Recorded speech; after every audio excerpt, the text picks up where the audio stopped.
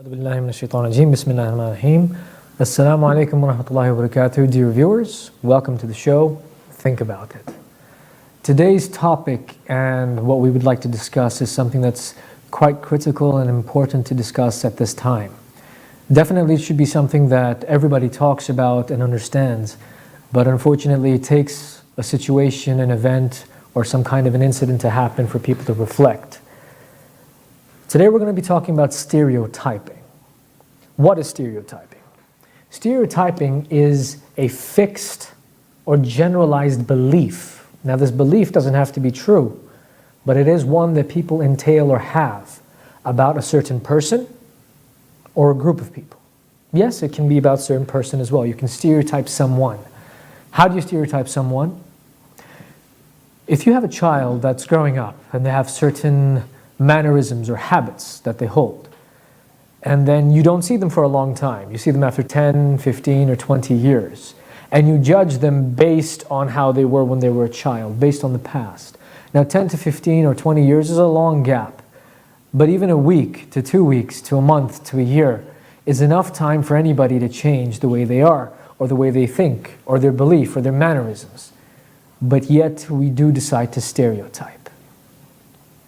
And we stereotype on what the majority elements are, is race, where you're from, your nationality, your religion. And if you go even further into it, we also stereotype based on family. That means caste or tribe. So stereotyping is something that's available through not only every facet of life, but through every single point. Stereotyping has been used in almost any subject, any matter, which is quite shocking.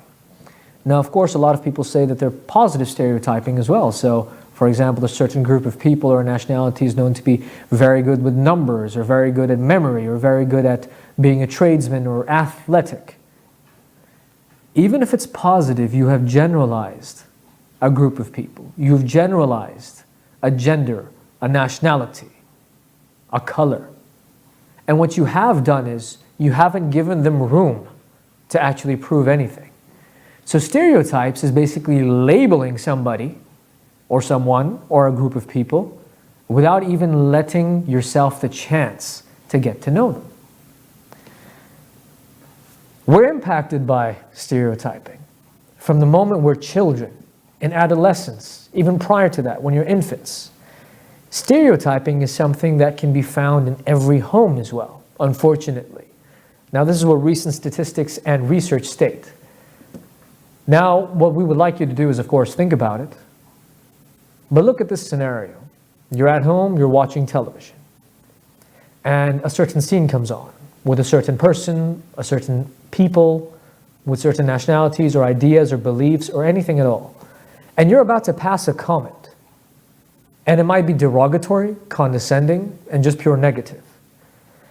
Now imagine, when you're about to pass that comment, if there's any child within the vicinity to listen to you and be able to hear you, you've just given them a lesson. So whatever you say that is negative about a certain person or a certain people, that child will take on that lesson and present it, believe it, and use it and implement it in their lives. When they go to school, if there's a certain person in their class who is classified under the very comment you made, that child will either refrain from becoming friends with this boy or girl, or will end up having a conflict with them based on your comment. We say children learn very fast and they have minds like sponges. It's all true. But what are we doing to nurture that sponge? What are we doing to nurture that mind and move forward? Stereotyping has segregated people. It has segregated societies, it has segregated companies, it has segregated people in the corporate world, in the education world, and even in childhood. And it's something that is definitely quite shocking. Now, of course, saying racism sounds a bit more offensive and powerful. Saying stereotyping doesn't have the same magnitude. But where does it fit in? Let's go back to where it all began. Now, to pinpoint where stereotyping started is not an easy task. Because stereotyping existed even before the time of the Prophet Muhammad sallallahu alaihi wasallam. It existed from the time of all the different prophets that have passed. What was stereotyping? So there would be a messenger of Allah subhanahu wa ta'ala, somebody with a message from God, somebody who was chosen from God to go and educate people, to take them away from ignorance. And that person would be told to the entire community as somebody who's misleading you, misguiding you, throwing his own principles around, and some form of condescending manner. And then whoever would follow that person would also be caught into that bubble. And that is what stereotyping is. You've generalized something without understanding it completely. If you say that this household is very good because the father is a good man, it doesn't necessarily mean the children are. Inshallah, we do pray that the children are, because they have a good person to follow and to guide them. But not everybody is the same. And what we do is we indulge in stereotyping, we indulge in generalizing. And when we do this, we end up hurting ourselves. How do we hurt ourselves? We might close opportunities for our own benefit, and we're not expanding our mind, we're not thinking anymore. We're succumbing to a certain something that somebody said, that somebody labeled, that somebody knew. And that person who knew got it off of one person. Or maybe made a false statement. But today it's indoctrined into your mind. Now we can't pinpoint when stereotyping began, but we can pinpoint when this phenomena was standardized and developed. Let's go all the way back to medieval Europe, just as we did in the last show. Now, I throw a lot of heat on medieval Europe, but it was definitely the trend-setting area of that time. Nowadays, when you go to different parts of the world and you see Americanized people or North American products or something, we're in a global village today, and we follow certain trends set off by certain people. And we follow different industries, whether it be Hollywood or Bollywood or whatever kind of facet that we like to follow or that we develop an interest with. At that time, it was medieval Europe. What happened was that there were elite people, ruling class.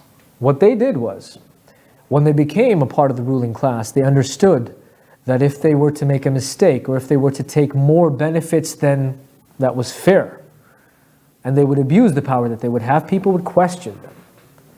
People would rally against them. There would be protests and they won't be able to stay in their position. And we've seen ample amount of examples within Europe where dynasties, monarchies have fallen because of injustice and because of being unfair. So what the elite class did was they approached middlemen. They approached people who were of the middle class and lower class, labor class, or whatever people want to say, or whatever label you want to put on them. And they started pinning each other against one other group. So you'd have an elite person who would talk to a certain idea of people, people who hold a certain belief or look a certain way, have a certain skin tone, and would put them against somebody with a different skin tone, idea, or belief. And what would happen is then these people would start arguing and fighting and conflicting between each other instead of highlighting and focusing on the elite or the ruling party. And that is a strategy used even today. Modern day time. You might look at a country as a superpower, which might have ample amount of issues, which has rallies happening, which has unfairity to the highest extent and injustice taking place. Granted, it might be something that's highlighted more than the positive aspect of it, but it does contain a certain amount of area of improvement. It needs to improve and develop itself as well. But the entire world has been put on and pit against each other. So you never look that way or question it to that extent. And so that's where it began. Stereotyping is basically a polite way. I'm not sure it is polite, but it was conformed to be a polite way to become racism. What is racism exactly? Racism is when you hold a certain belief or a fixed mind, a fixed thought towards a certain person, a certain race, a certain religion, and a certain group of people. That's exactly what stereotyping is. The only thing that stereotyping has is there's a positive aspect to it. But sometimes positivity is not positivity. It cancels itself out. If you would say that these people are very good with numbers and you find somebody who isn't from those people and that person isn't good with numbers, all of a sudden the image falls. What we've done is we've let go of understanding each other, researching, being open. We've created barriers and fixed images of people, and we use them in everyday practice. Some current examples that I would like to mention today, prior to moving on, is that take a look at the world today.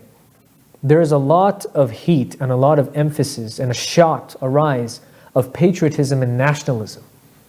What is nationalism? Nationalism is to be proud of or be patriotic towards where you come from. It could be a city, it could be a town, a neighborhood, a country, a continent, it could be anything. Now this rise of nationalism, what it's done is that it's caused the entire world to shake, break apart, create further barriers and issues. Today, somebody who wants to go and have a good life because wherever they live, they're not able to sustain themselves and they want to move somewhere else, it doesn't mean that this person has issues as such with skills. This person could be highly skilled, and they move to another country where his skill or her skill would be acknowledged, and they would have opportunity to grow.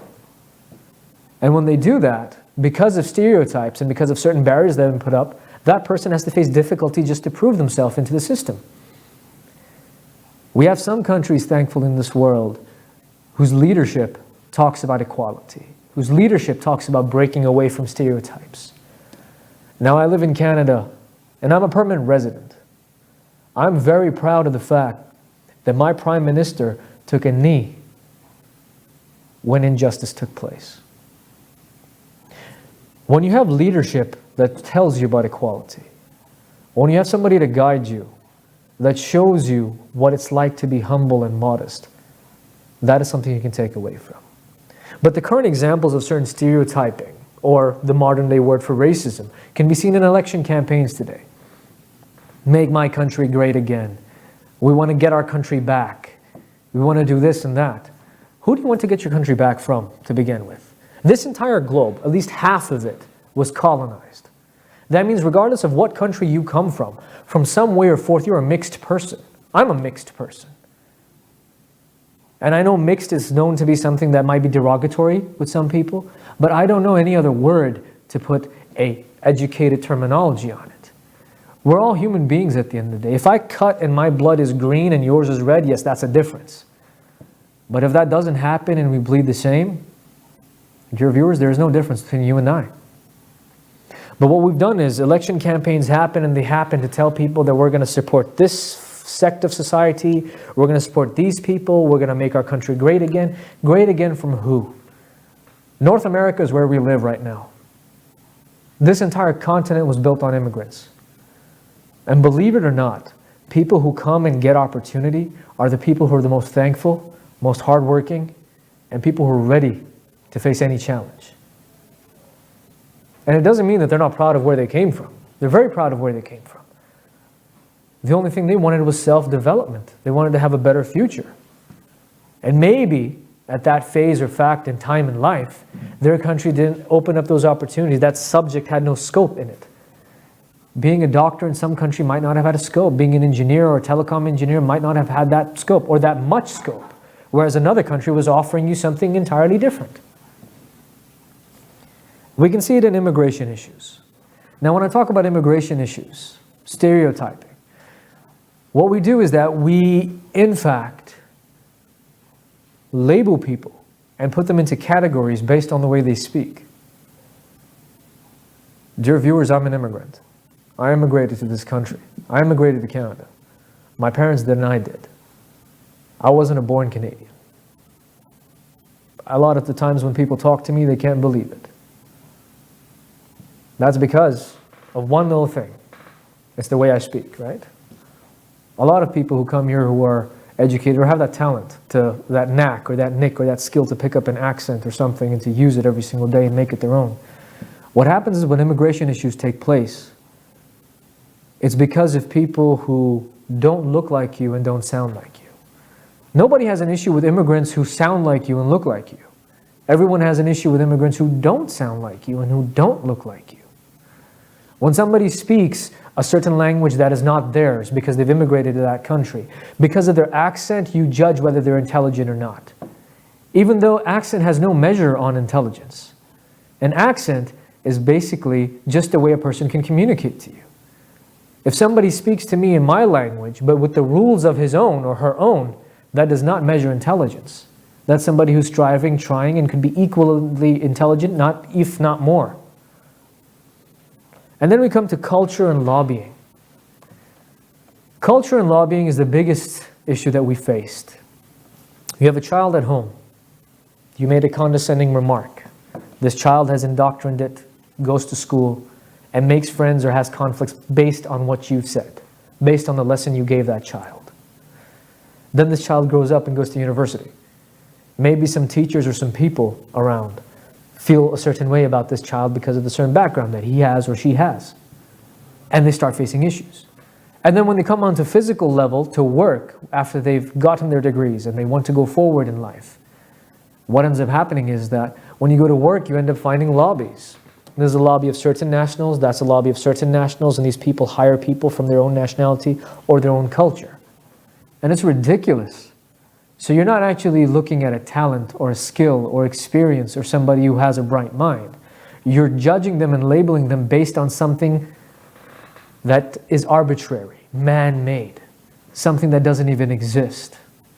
And that is a sad reality. And that is something that we need to fix. Before I actually give out some suggestions on how to fix, I'm sure a lot of people know this problem. And a lot of people have spoken about this as well. I'm sure that in the future, things will become better. I hope and I pray. And as Muslim people around the world, we make dua to Allah subhanahu wa ta'ala to make us rid of this ignorance that we have and this foolishness that we indulge ourselves in. But lobbies, cultural lobbies, do exist. In fact, so much so that even if you have one country, it's one nation, you all hold a similar passport, a similar culture. But some countries have different languages that are spoken within that country. They have different provinces, different areas, different states. And they go up against each other based on that. They've stereotyped where you're from, what province you come from, so you must be like this, you must be like that. And it is absolutely ridiculous. I remember quite clearly about 2 years ago, I went for a vacation to Europe. Now, usually I share stories of other people. Today I want to start off with my own story. And I was in Italy. And I was with my family. I enjoyed Italy. It was a beautiful place, cobblestone walkways, the weather was very nice, friendly people. And when I tried to speak Italian with them, they appreciated that so much so that they went the extra mile as well.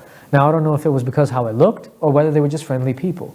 But based on what I can see, I have no preemptive notion to call them that these are all friendly people or great people or just because of the way I look. I came across some really wonderful people who were open. So for me, they are wonderful people. But one can change from another. All of our fingers are different, aren't they? One is big, one is small, one looks like a thumb. When we have all these different sizes and all these different shapes, that's exactly how life is. You can't put one book or one cover to cover it all up and generalize. So I ran into a taxi driver who was taking me back to the airport. It was my last day in Italy. And the gentleman had never met anybody from my background. I'm originally from Pakistan. He'd never met a Pakistani before. So I talked to him about Pakistan, and he Googled it on his phone. And when he Googled it, he found a lot of different items and things to look at. And then I asked him to look at textile and positive things. Just write down positive Pakistan or something like that. And he was shocked that FIFA, the world tournament that happens for football, the balls made come from a city called Sialkot in Pakistan, which is also my city, by the way. This person was shocked. And he said, my whole mind has just changed. Now, it's not his fault. It wasn't the person's fault. It's just that you either don't have that much exposure, not that much education maybe, you haven't researched it enough, you haven't used logic into the situation, you used a premeditated label, which we call stereotyping, which in fact is racism. Whether it be good or bad, you can't put a generalized label on a group of people, or even a single person, judging them on their past or judging them how they are. So within the same country, you have racial profiling. Within different countries, when you go, you get to learn different things. And you get to see how people look at you. You might get a time or an opportunity to educate people, which might be very good. And hats off to those people who are able to do so. But then you have another spectrum of looking at it. When a child is told in their upbringing that you will face barriers in life because the government or the system or whoever it is, the man, will not have your back because of your certain ethnic background or the way you look. And that child is fed this from the time until they're children, until they grow up. That child who has now become a man or a woman is looking for an excuse to go against the system because they've been told this, they've been fed this. The likes of different rappers and different music artists who talk about system and who form a rebellion, or how media covers them as somebody who's a threat or dangerous music. These people grew up in a society where it wasn't just their parents who told them that they would have a problem. They saw the system, and the system did in fact have indiscrepancies. They did face issues, so they rose against it. Now, you might label that good or bad, or you might look at it, they were doing what they believed in and what they were taught. Let's look at the other picture. If a child is told that they're chosen by God, or if they're told that they're special, or if they're told that they are of that sect of life or that category of people where the world is open for you and you can do whatever you want, and condescending remarks are set against the other faction or the other group of people, then this person is going to grow up to be arrogant, ignorant, and what we would call today as somebody who is a racist. It could go on both spectrums, but then we use stereotypes. So this person would grow up and would actually, whenever they get an opportunity, might actually do injustice to somebody from another group just because they feel like they can. And then you have people in the middle. People who learn, people who are educated, people who are out there trying to educate others, enlighten other people, understand what is wrong, get to the bottom of it. But injustice, because of stereotyping or racial profiling, is inconceivable, ridiculous, absolutely. Today, I'd also like to mention a very unfortunate story, the one that has taken the news, the one that has caused the US to have a lot of rallies in it, and even Canada, people have come out and protest. George Floyd. I don't know his background. I don't know how the person was. I've gone online and I've tried to search up how he was and how his life was. I'm nobody to judge. But whoever it was that did that injustice to him was a person who might have been from that household that was told that they can do anything and get by. And George Floyd was a victim of hate, illiteracy, ignorance, arrogance, and I apologize for my words, but stupidity. This has got to stop. We throw each other under the bus too often. We generalize too often. We create barriers against each other too often. Now, out of research, I can tell you this. Being an educator myself, I've been in education for about 9 to 10 years now. Being an educator, doing research for universities, working at universities, studying at universities, talking to professors, looking at contemporary sciences and research, I have seen, and I can tell you, that research states, and this is something that's true, that racism or stereotyping or hatred is not something that comes from within. It's something that is taught. When you're born, there was a research done with 11-month-old babies. They were all taken and put into a playpen. Babies from Asia, from Africa, from Europe, from North America, South America, different continents, different backgrounds, different nationalities. 11-month-old babies who can't even talk yet. And they were put into a playpen to play together, and they were given some toys. There was no bit of hatred between them. There was no bit of fighting going on between them. They played and enjoyed. But when you took 15-year-old boys and girls and you put them in a room together to play with each other, there was an issue. Where someone either thought they were better than another person, or someone had a complex issue, someone had a precautionary thing, conflicts took place, because of one thing that university research stated. They were indoctrined and given a value of stereotyping. They were told who was better, who was worse, or whatever the case was. So we've in fact given children this gift of hatred, of comparison, of being able to think that you're better than someone, or being able to think that someone else is better than you. When subhanallah, your beautiful religion of Islam tells you that there's no difference between one man to another, regardless of what your background is, regardless of what language you speak, regardless of what beliefs you have. Well, of course, beliefs is one aspect that is important. But regardless of all these other issues, you're equal in the eyes of Allah subhanahu wa ta'ala. You're equal in the eyes of God. What we've done is, as human beings, we've indoctrinated different beliefs and we've caused them to dictate us and move forward. There's a story that I recently found out, and I'm going to share two more stories with you. The story is of a very noble and educated scholar of Islam. He was African American, he was from America. And the story of him is that he was sitting with his father one day in the car, and they were driving from one part of town to maybe another town or another city. I'm not sure what the reason was. It could have been a wedding, could have been a ceremony, but whatever the reason. When they were traveling, the child saw a group of people, today known as white or Caucasian, a label that people use, walk into a church, a big building with a very big minar, as we would say.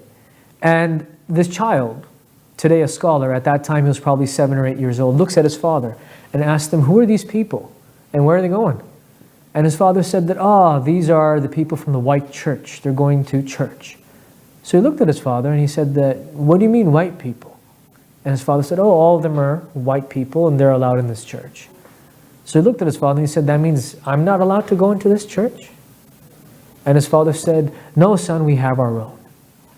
They kept driving, and maybe a few miles later, the father spotted a place where African Americans, black people, were going to a church. And he looked at his son, he's like, see son, that is what belongs to us. That's where we go. And he looked at his father, and he looked at the church, and he was quiet. A few miles rolled down, maybe they were about to reach their destination, and this young boy took a look at a group of people. Asians, Americans, white, black, Caucasians, all these different types of people from different backgrounds going into a building. And he looked at his dad, he's like, Dad, who are they? And his dad said, and his dad looked and he saw somebody wearing a hat for prayer, somebody was wearing like a thobe, somebody was wearing a shalwar and kameez. And he was like, oh son, those are Muslims. He's like, where are they going? And his father said, they're going to go pray. Like, they don't have a difference, everybody can pray together? He's like, yeah son, that's Islam. And this 8-year-old boy, 7 or 8-year-old boy looked at his father and said, I'm one of them. Look at the power and the magnitude of that message. That child, when you're born, when you're growing up, but before you create awareness, you use logic. When you get awareness, you try to put 1 and 1 together, 2 and 2 together. You try to match up everything.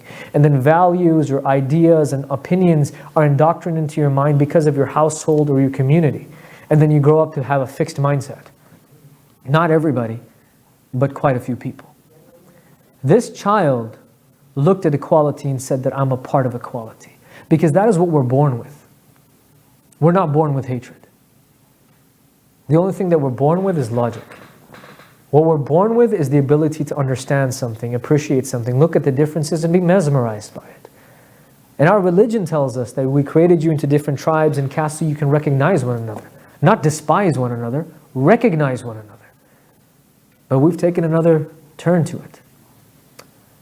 And then there's a story that I just found out this morning, in fact. In school, when there was religion classes going on, there was an Islamic education class where a story was shared about a young girl who goes to school and she makes a friend. She comes home and she tells her mother all about this friend that she's made and how amazing this friend is, how great this friend is, and how, lovely it is to hang out with her, how funny she is, and how many things she has in common with her. And the mother says, okay. And then the mother one day goes to school as well, drop off her daughter, she sees the classroom. And then when that day finished and the girl came home and she was about to tell the new stories that she had had with her new friend, the mother said, I don't want you hanging out with that friend anymore. Hang out with that girl. There was another girl, a third girl. And the daughter looks at her mother and says, but I don't have anything in common with that girl. I don't really know her. And I like my friend. My friend's nice. We hang out, we have a lot of things in common, we enjoy. And the mother still insisted. And in fact, the mother came up with a very bad phrase or sentence. Said, no, that friend is not good. go to the other friend. Not good. And then a parent-teacher meeting happened. A lot of people came together. There was a gathering which was followed by a school barbecue. And that small girl who was confused why her friend was not good looked at her mother and saw her mother talking to the mother of that third girl. And then she realized that because my mother can speak the same language as this girl's mother, that's why she wanted me to be friends. And she went and she asked and she approached. And the mother was like, yes, that's why I wanted you to be friends with this person. So what we've done is, this girl has just received a lesson 101 in stereotyping. It's not putting a label on somebody. Of course, not good is a label. But it has given her something at a very young age that is full of hatred. That can later on in the future become hatred. And that is sad, sick, and absolutely ridiculous. Now, dear viewers, I've talked about racism in terms of it becoming stereotyping. Because stereotyping is indeed a modern way for the terminology of racism. We need to shed away from it. We need to rid ourselves from stereotyping. We need to understand every single person that we meet. Because the one thing you can do to fix this issue, number one, you have to cleanse yourself. And when I say cleanse yourself, it means rid yourselves of all these preemptive notions, opinions, and thoughts that you have about a certain sect of people or a group of people or a person. My advice, if you would like to follow it, would be research, Google, good things about a certain nation or a certain background or certain people. And we see all the positive things that they have. Think about how they benefit society. Every show that I've come on to, I've asked and I've prayed to Allah subhanahu wa ta'ala, and I've asked our viewers to pray as well, that, Ya Allah, let us be a benefit to society. A benefit to society means that we gain good deeds, we gain ajr, and we become better versions of ourselves. Indeed, we all have some form of vice or some form of bad habit or some mannerism that people do not enjoy. Maybe the way I come off might be too frank. Maybe the way some people speak or react isn't liked by another group. But at the end of the day, we have to pray and we have to work hard to become better versions of ourselves. Research good things about a nation, about how the positivity increases. And if they're going through a difficult time or they have areas which need to be improved, pray that they get improved. Pray that God gives them the ability, the leadership, the ability, the people, the ability to make that nation stronger and better. And the second thing that you could do is every time you have an opinion or a comment that's about to come out of your mouth, which might be condescending or negative, because it might happen. Sometimes we don't have control over what we say.